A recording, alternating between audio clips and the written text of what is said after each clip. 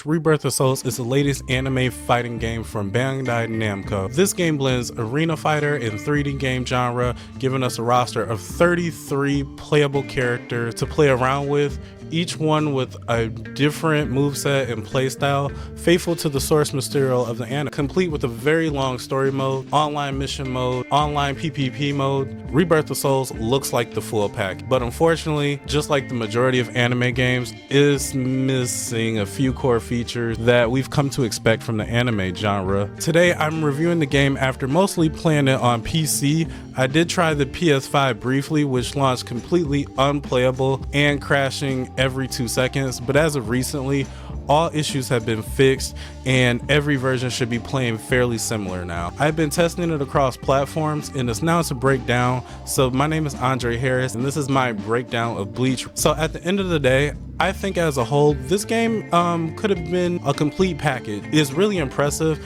and it justifies the price point of buying this game for a single player content, especially the story mode and the secret mission mode, even though a lot of it feels like it was made on a budget. But if that's not all, you can do offline. So let's talk about the rest of the offline modes. As you would expect from a game like this, there's online verse. You can play against the CPU and you can play against other players as well. Playing against other players always will give you the camera perspective of player 1. However, some of your controls as player 2 may feel inverted at some time. The CPU has up to 5 difficulties. This is the maximal difficulty, so yeah, it's not that challenging of a game. There is also some CPU versus CPU, so you don't always have to play a player versus CPU or PvP.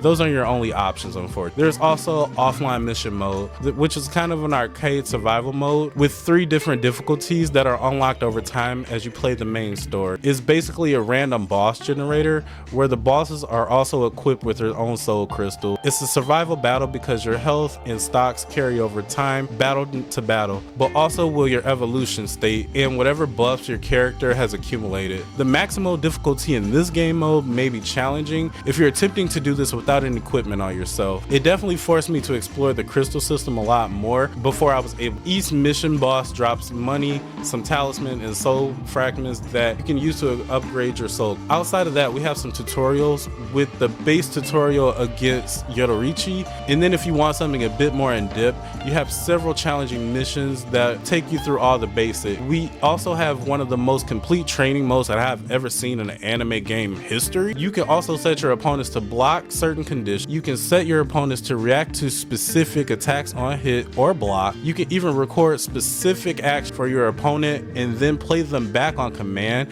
and then react on the hit or block. The only thing that I like to say that is missing is frame data and a display input viewer that isn't completely used. And I also wish it would remember my settings each time I enter training mode. It always reset them back to default every time that I re-enter training mode. Unfortunately, Bleach Rebirth of Souls comes with a few bugs that need fixing. For instance, there's some stats that may not reset unless you go through into the menu and set them again, or opponents don't really block at the first possible frame. So you might be labbing against something that's completely fake. But even with all those faults, this is a fantastic training mode. This is miles above most anime fighters right now. Also get the tools to lab and increase your skills so you can take those skills online. So let's talk about what you can do against people over the internet. There are only 2 ways to play against people online: free matchmaking and private lobby. This means there are currently no ranked matches at all, which for a game that feels built completely competitive is a big omission. Ranking matches have been ordained for the PC version,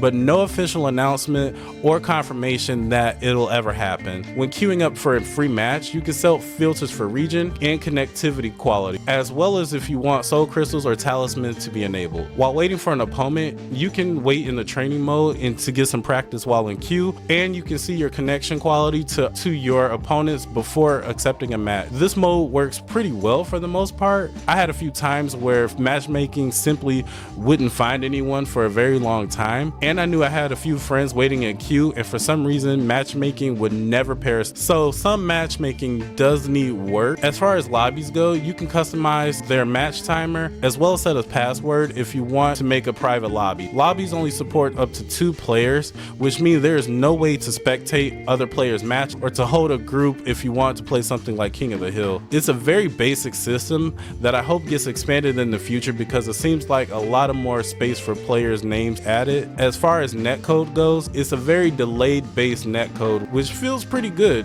Not excellent, but good enough for same region match. On long distance, the delayed starts to be more noticeable, but very stable. I say this netcode is on the same level as One Justice, which is, as far as delayed based anime netcode goes, is ranked among the best. As a side note, through the PS4 version, it's only able to run at 30 frames per second. If you play against someone on the PS5, their frame rates will not be nerfed at all. You could play against someone on the PS4 and you might not ever know. That's awesome because it doesn't exclude the PS4 matchmaking pool if you haven't made the jump to the next generation yet. With that being said, let's close out this review by talking about the presentation. The visual is the biggest seller's point for anime games, and this one is no exception. I've heard some reports that the game can be blurry on the PS5, and I can somewhat see that. I do play on a 4K monitor, and that's why I bring you this footage in 4K as well, but I'm not entirely sure that it's 4K because it feels upscaled for the most of the gameplay. But then when a finishing animation happens and it zooms in on the character, it looks so clean, and it makes me wonder what the true resolution of this game really is during gameplay. This game is full of cutscenes that interrupts the gameplay every time. Every time the stocks are destroyed, you're watching a somewhat long animation.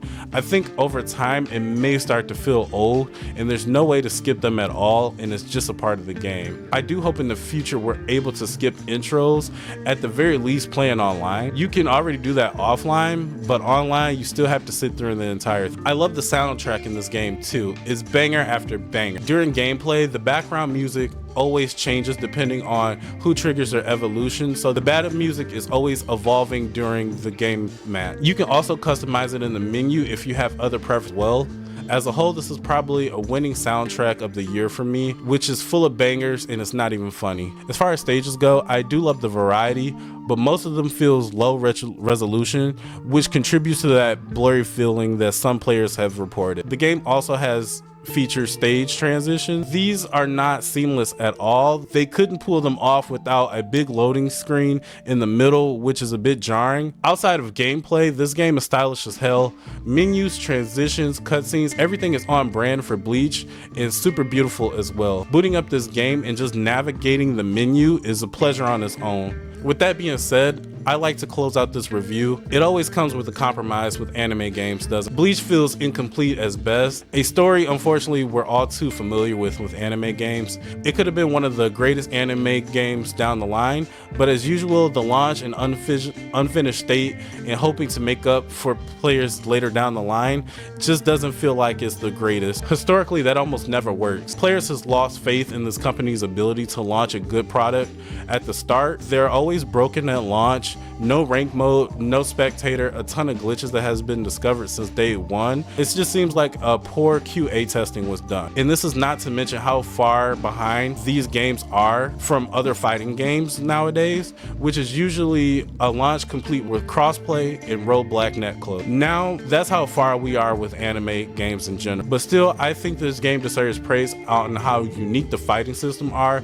how balanced the roster already is outside of the glitches, and how unique each player plays. Also, how intensive the story mode and secret story mode is combined. That is worth noting as well as excellent. Let me know in the comments below how your thoughts on this game were and what did you feel about it. Please like and subscribe, and if you like what you saw, please follow me on Twitch as well, where I go live every Monday, Wednesday, Friday, and Saturday. I do gaming talk, gaming review, and I just chill and play some games with you guys and interact. Quesadillas from Cordova. I haven't been eating a lot. I've been on if you want to tune in, please follow me. Until then, catch the next video and stay alpha.